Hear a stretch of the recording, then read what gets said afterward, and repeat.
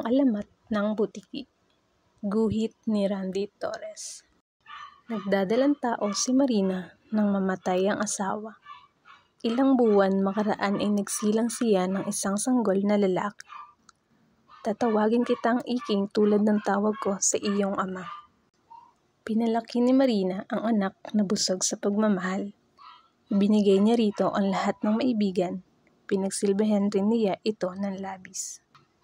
Ang sobrang pagpapalayaw ay hindi nagdulot ng maganda. Si Iking ay lumaking masama ang ugali. Bigla na lang sinuntok ang anak ko, sumbong ng isang nanay. Binata na si Iking ay lagi pa rin nakikipag-away. Anak, magbago ka na, ang pakiusap ni Marina. Malakas ang loob ni Iking. Alam kasing kahit ano ang gawin ay tatanggapin pa rin ng ina. Nakadama ng takot si Iking nang minsang magkasakit si Marina. Paano na ako kung wala si ina? Naisip niya. Matapos ang pangyayaring iyon ay nagbago ang binata. Natuwa si Marina. Pero wala pang isang buwan ay nagbalik sa dating ugali si Iking. Nakikipagbarkada at nakikipag-away. Alis nang walang paalam at linggo na ang nakaraan ay hindi pa umuwi. Minsan ay may pasayaw sa plaza. Halos tumigil sa pagtibok ang puso ni Iking nang masilayan ng isang dalaga. Ibang-iba ang ganda nito sa karamihan. Umibig agad siya sa babae. Hindi siya makapapayag na maunahan ng iba. Tinakot niya ang mga lalaking gustong makipagsayaw sa dalaga, kaya siya nakalapit dito. Ako si Iking, pagpapakilala niya. Maaari ba kitang isayaw? Hindi maitago ni Iking ang paghanga sa dalaga na nagpakilalang Mika. Pwede ko bang malaman kung saan kayo nakatira? Usisa ni Iking. Sa barangay ng Bunsuran, 3 barangay mula sa hangganan ng Santol. Ani Mika. Matapang si Iking pero sa harap ni Mika ay naging maamong tupa siya. Sabihin mo kung ano ang gusto mo. Ibibigay ko kahit ano, ibigin mo lang ako. Ang wika ni Iking. May nakakilala kay Iking. Ikwento nito sa mga magulang ni Mika ang pagkatao ng binata. Ipinagtapat ng dalaga sa ama't ina na wala itong pagtingin sa binata, kaya walang dapat ipag-alala. Naging matapat kay Iking ang dalaga. Sinabi niya kay Iking na humanap na lang ng ibang maliligawan.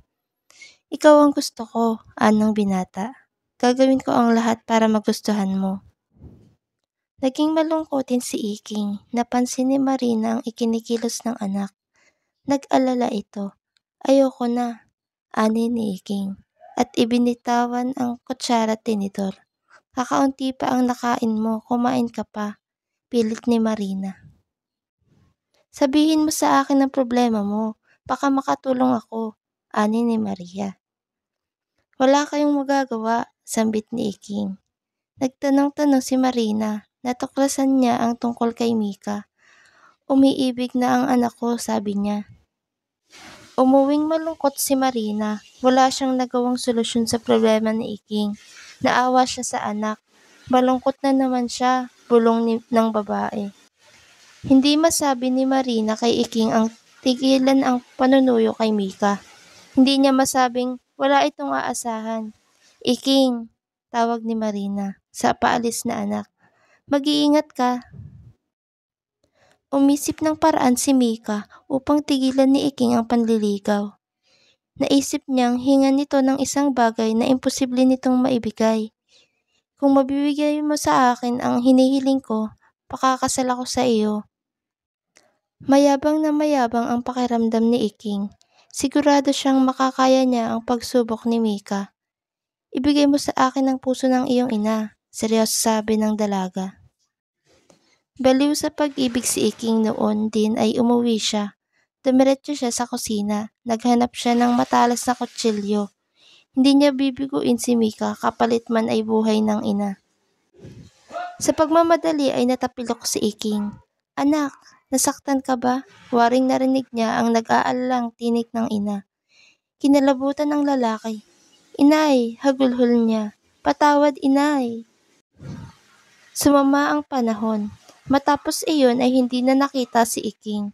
Isang maliit na hayop na humahalik sa lupa ang nakita sa kinadapaan niya. Pinaniniwalaang siya ang maliit na hayop na naglumaon ay tinawag na butiki. At dyan na nagtatapos ang aming kwento, ang alamat ng butiki. Mga bata, nakinig ba kayo? Mga bata, may 3 kaming katanungan para sa inyo. Sino ang naging butiki sa kwento? Tama, si Iking ang naging butiki sa kwento. Sino naman ang nagustuhan ni Iking? Tama, ang babaeng nagustuhan ni Iking ay si Mika. Ano ang balak gawin ni Iking sa kanyang ina?